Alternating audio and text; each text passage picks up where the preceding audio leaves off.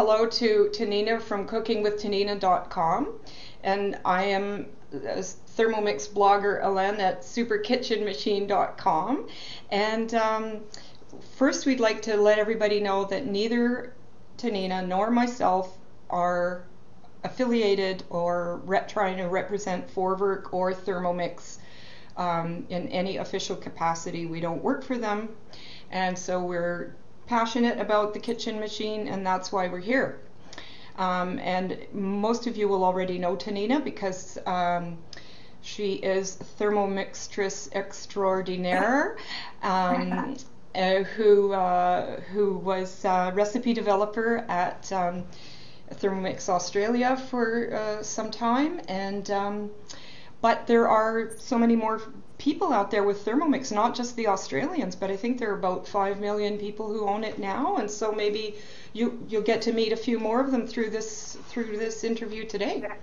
Certainly hope so. Hello, everybody. Yay!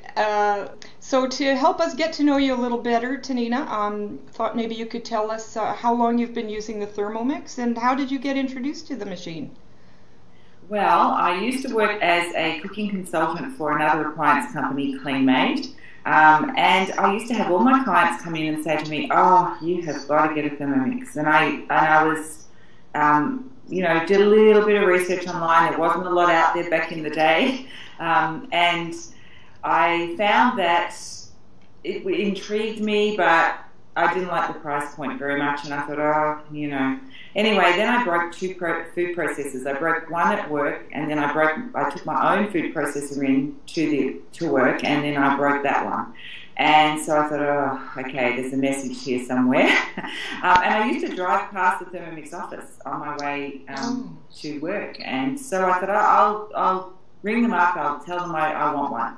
And so I did that, and of course they said, no, you can't have one, you have to have a demonstration, and I was just totally floored by that. Anyway, I ended up getting my demonstration and having buying a Thermomix, and they offered me a role as the recipe developer because I had my blog already, which was dealing with clean-made recipes, and the rest, as they say, is history. I started at 2.5 days a week, and before long I was doing, 7, 8, 9, 10 days a week. That's how you do it.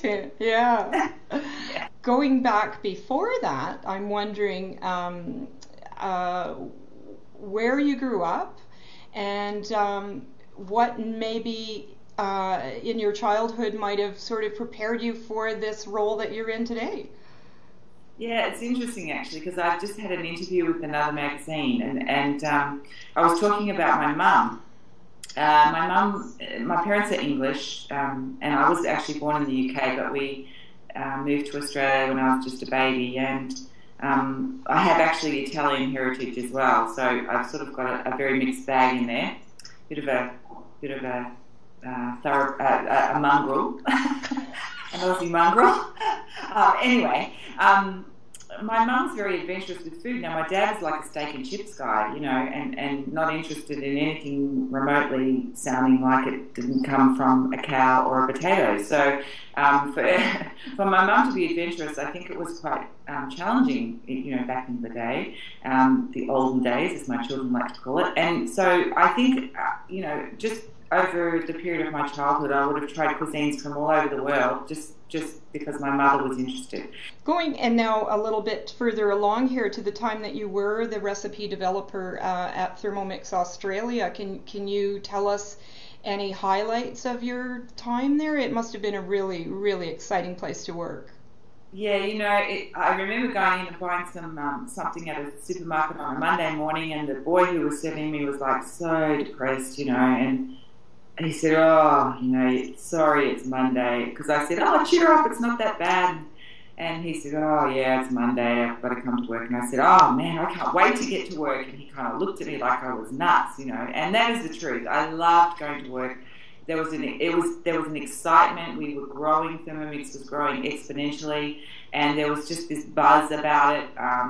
And even through the global financial crisis, Thermomix was growing in Australia, and so we'd have this sort of great excitement through the day, and then you get in the car and listen to the news and go, oh, okay, the rest of the world's, not feeling the excitement that we had. And I think the highlights of my time there would have been just the fact that I learned something every day. Every single day was like, a whole new experience. I learned every day on the job. I did the Asian cookbook with a lady named Chris who was an Asian consultant, a Chinese Singaporean consultant, and she was just amazing. I literally, it was like having a massive cooking course that I did with her for, sort of 3 months. And that was just fantastic. And then I'd say the other highlight, if I could name two, would be, it was tough, but I had to go to Europe a few times a year. Like someone had to do it, and I said, "Oh, okay, I'll go." Poor Tenina. Yeah, it was amazing actually to meet with the other recipe developers from around the globe. They are fantastic women, and of course we're very like-minded. And even though there was language barriers, it was fantastic to sit in the same room and have the same questions and the same problems that they were having with, writing a recipe that could be understood clearly by their customers, and food discussions about what we call, cilantro versus coriander versus whatever. Well, that excitement, it certainly came through in all the tweets and the blogging that you did. It's been fun to read everything along the way, and we felt like we were all your best friends watching what you were going through. So thanks for all that you I feel like you are best friends. I think that's the thing about Thermomix people, is that everyone has a common point of interest, and so we are friends. And I feel like I know you really well, even though this is literally the first time I've spoken to you. It is. I feel like I know you well. Yeah, it's great. Yeah. And I do want to maybe talk more about that later, but thinking of all the recipes that you've developed, recipes you've sampled and tasted in that Asian cookbook is amazing. I love the Asian cookbook. Have you got some favorite recipes that kind of like the cream that rises to the top? I don't know how you could possibly, but I don't know. Real hard question, and you gave me the courtesy of sending it to me so I could think about it, and that was really good, because gosh, if someone just asked me that straight up, I don't know. But I think the most recent thing that I think is changing my cooking, dare I say changing my life, I don't know about that, but changing my cooking is the umami paste. I knew you were going to say that. Yeah, honestly, it is saving the day on many an occasion, and I love having it in the fridge because I can just literally just think, okay, what am I going to put in this recipe? Oh, I'll put umami in, of course. And I'm getting a lot of feedback from people on the blog and on my Facebook page and so on, saying, oh, it rescued this or it rescued that. So it's and it's become a bit of a hashtag on Twitter, umami rescue, so which is kind of fun. So yeah, the umami paste is, I'd say, my new sort of trick in the kitchen. Yeah. And I don't think that'll ever go away. That's just, fantastic. And then as for, I was thinking about sweets, I love my sweets. I love my desserts and my cakes and my tarts and so on. And I really don't have one. Perhaps the steamed cheesecake would be a favourite, but then, it's whatever I happen to be making on the day. As long as there's chocolate involved, bit of sugar, bit of fat, I'm there, Yep. I'm there with you. Yep. Cut me a slice too. Yes. One more question, and then we'll take a little break. If you were on a desert island and all you had was a solar-powered Thermomix and 5 ingredients, what would they be? As long as I have a little pantry somewhere in the back of a palm tree, I'm thinking it'd have to be chocolate, it'd have to be vanilla, it'd have to be EVOO, extra virgin olive oil, and then maybe lemons. Oh, lemons. Yeah. And then probably, I don't know, herbs / spices. I don't know. Maybe I love Italian parsley. I love coriander.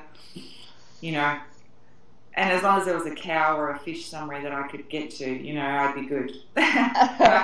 I could lick the salt, out of the salt. Oh, there you go. That's a good idea. But I think it would be fun to be on a desert island with you and a solar-powered Thermomix. I think that would be a good time. So we're going to take a little break and come back with a few more questions in a few minutes. Cheers, everyone.